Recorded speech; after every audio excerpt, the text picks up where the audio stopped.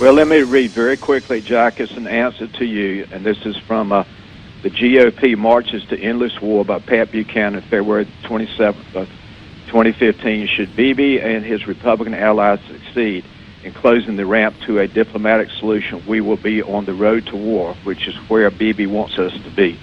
That's Pat's opinion, but I somewhat agree with it. With Miranda Kahn, J.D. Hayworth welcoming you back into Hour 2 of America's Forum for this Thursday. And Miranda, you see in those comments from Walter B. Jones, a member of Congress on this program just a couple of mornings ago, how a columnist can have an effect on a member of Congress. Not just any columnist. That's right. It's our good friend Patrick J. Buchanan, author of the book, The Greatest Comeback, How Richard Nixon Rose from Defeat to Create the New Majority. And the aforementioned Mr. Buchanan joins us now. So, Pat, your column really resonated with Walter Jones. It's been a couple of days since Prime Minister Netanyahu gave his speech to a joint session of Congress. Has your opinion changed on what Netanyahu wants and, as you termed, his Republican allies? Look, J.D., let me say this. Walter B. Jones is not just any congressman. He's one of the real profiles in courage up there on Capitol Hill, in my judgment. And no, my opinion has really not changed. I watched Bibi's speech to the Congress, to the full Congress, and while it was an effective rhetorical exercise, I think ultimately, and he succeeded in the short term, I think, in probably helping himself in the polls at home, I think he's on a path that leads to a dead end. We are going to get an agreement with Iran, I believe, on nuclear proliferation and on the centrifuges and all the rest of it that are in Iran. And I think that's going to leave Bibi Netanyahu and his Republican allies with one problem. They're going to have to try to torpedo and scuttle that agreement and get the Republicans and the Congress to reject that agreement. And I think if we do have a deal with Iran that is supported by the G5+1 or the P5+1, they're going to find that they have very few allies. That the Russians and Chinese and British and the French and the Germans all bail on the United States if they succeed in that. The President of the United States will not go along with that, and the Republicans and Bibi Netanyahu will be out front. And far out front in trying to scuttle a deal which most Americans, I believe, are going to support. So in the short term, the Republicans, I think, came off politically well. They've helped themselves with AIPAC and the Jewish community. But I think in the longer run, this could spell disaster for the Republican Party. Wow. Those are some harsh words. Well, let me ask you this. Do you agree with the deal? Is a bad deal better than no deal?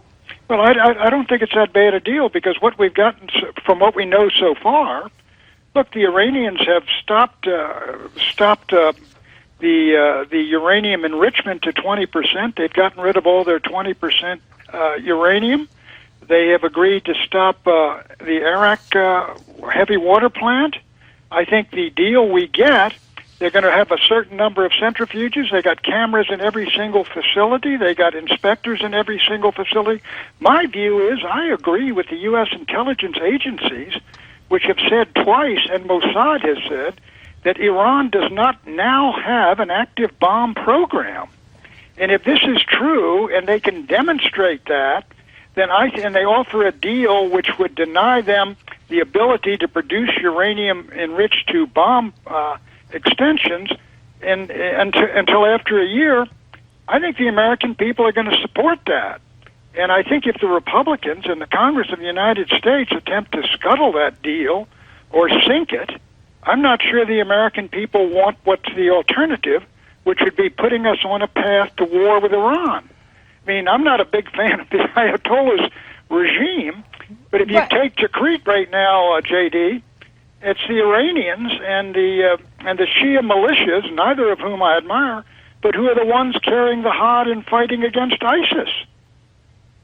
Well, mindful of that, Pat, when we come back, you've written yet another column, and I'm sure that Walter Jones and others are paying attention to it, where you try to put the ISIS threat and really the threat of these Islamic terror groups in perspective. I tell you what, when we come back, we'll talk some about your latest column and really the rhetoric we have heard in recent days vis-a-vis the reality of what it is you have written. So, Patrick Buchanan, as always, we appreciate your time. And Pat's going to come back, so we hope you will too, as we continue our discussion on American foreign policy. Pat Buchanan sounds a warning note for conservatives and all Americans. And more of his comments are ahead here on America's Forum.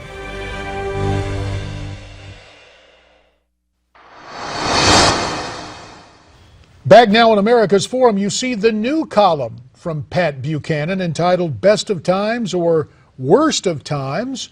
And let's welcome back political commentator and noted political columnist Patrick J. Buchanan. In this new column, Pat, you argue that this century thus far isn't nearly as bloody as the entirety of the 20th century. But what about critics who say, hey, wait a minute, this past decade has been filled with terror? Well, let me say first on the Iran thing, one more comment on that. I don't know that Obama's going to bring home a bad deal. My expectation is it is not going to be a bad deal. But no deal, JD, means war with Iran, war with a country of 80 million people. For what end? To deprive it of weapons of mass destruction it does not have. Haven't we done that once before? Now, on the century, clearly, look, the 20th century, we had Stalin who racked up a death toll of 30 million. Mao Zedong probably exceeded that.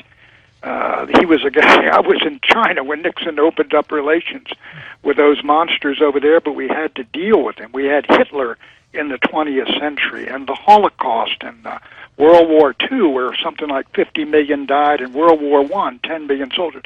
To think that ISIS, these psychos, this death cult, is some kind of threat to the United States of America, the greatest country on earth, comparable to those, is preposterous. We're frightening ourselves to death with our own propaganda. Look, ISIS, what can they do? They can blow up a restaurant here, they can blow up airliners, they can blow up buildings, they can shoot up Charlie Hebdo and all the rest of it. They can make life difficult, they can make us impose certain restrictions on our freedom. But the idea that this is an existential threat to the United States of America, what is the matter with these people? And mindful of that, Pat, to put this in perspective, what would be the Pat Buchanan prescription for dealing with ISIS? My prescription for that is we tell, first, ISIS is a Sunni extremist radical group. Muslim, Islamic, extremist radical group. Its main threat is first to anybody in its vicinity, especially Jews and Christians and Sunni apostates and Shia and Yazidis. But its main threat overall is to the other Sunni countries because it claims to be more pure, more fundamentalist, more devoted to the real word of Muhammad and the real words of the Quran. Right now, who is fighting ISIS? But how do you fight an ideology? Well, I'll tell you who's fighting an ideology is the Shia, because they are threatened. That is why Hezbollah is fighting them in Syria, and Iran is fighting them in Syria, and Iran and the Shia militias are fighting them in Iraq, and the Houthi rebels are fighting them in Yemen. I know Bibi Netanyahu condemned all these groups, but what they are fighting against is a Sunni extremist militant group. And they are, in this war, are de facto, let me emphasize that, allies. And my view is if they want to put, Shia boots on the ground to take care of ISIS, that's fine with me. We ought to tell our friends in the Sunni world, the Saudis and the rest of them, that, look, we've got your back, but you all are going to do the fighting on this one. You're going to put the boots on the ground. And if you're not going to put the boots on the ground, we will certainly use our air power still, but we're not sending another 100,000 American kids to fight and die for a Sunni terrorist organization you ought to be dealing with yourselves, and some of you have been aiding. A little less than 2 minutes remain, Pat. Want to shift topics now. A very interesting statement out of the State Department yesterday. Let's listen to what Marie Harf had to say about Hillary Clinton's use of personal email during Mrs. Clinton's time as Secretary of State. She and her team has said that it was not used for anything but unclassified work. You know, we don't undergo scans of everyone's unclassified email to make sure they're only doing unclassified work. So I don't think there was any indication she was doing anything but here. So I don't think it's really a pertinent question. Marie Harf says it's not a pertinent question there. Pat, it's mighty pertinent to the presidential race. Your take on what this is going to mean to Hillary. Got about a minute. I'll tell you what it's going to mean. It's going to mean people are looking. I'm sure O'Malley is looking right now, Governor of Maryland. I would think Elizabeth Warren is looking. I think it means Hillary Clinton's going to have more opposition for the Democratic nomination than she anticipated. Secondly, I think her nomination, which all of us considered 100 proof assured, is no longer so. She has not been severely damaged yet, but she's lost a lot of support in the media. People are raising questions, and she's far out, and she has not handled herself that well. I think there's a remote possibility this lady may not run. So she might sit it out. And what about very quickly, Pat, 10 seconds, the subpoena now from the Select Committee on Benghazi? That's the first of many. All right. More to come. And more to come from the prolific writer who is Patrick J. Buchanan. Of course, his most recent book, The Greatest Comeback, dealing with Richard Nixon, how he rebounded from defeat to create a new majority. Speaking of comebacks, that's what we're going to do right after this timeout from America's Forum.